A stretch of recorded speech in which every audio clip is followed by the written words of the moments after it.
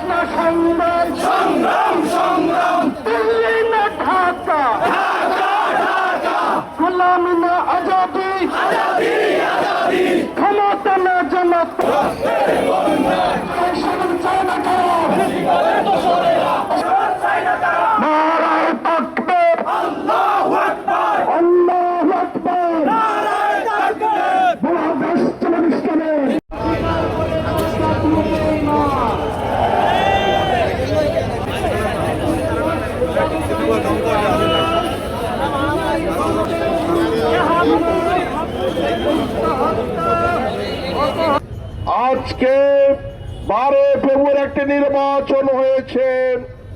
এই নির্বাচনে জনগণ দুইটি ভোট দিয়েছে।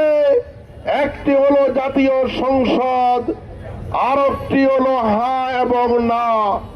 সম্মানিত ভাইয়েরা, জাতীয় সংসদ নির্বাচনে বিএনপি সরকার গঠন করেছে, আর হার পক্ষে প্রায় 70% লোক ভোট দিয়েছে। ঠিক কিনা বলেন? ওই বিএনপির সালাউদ্দিন শাহ, মির্জা ফখরুল শাহ সেই দিন 130টি সনদের উপরে তারা স্বাক্ষর করেছিল। তারা বলেছিল আমরা এই সকল আইন মেনে আগামী দিনে যেই সরকারে আসবে ক্ষমতা গঠন করা হবে।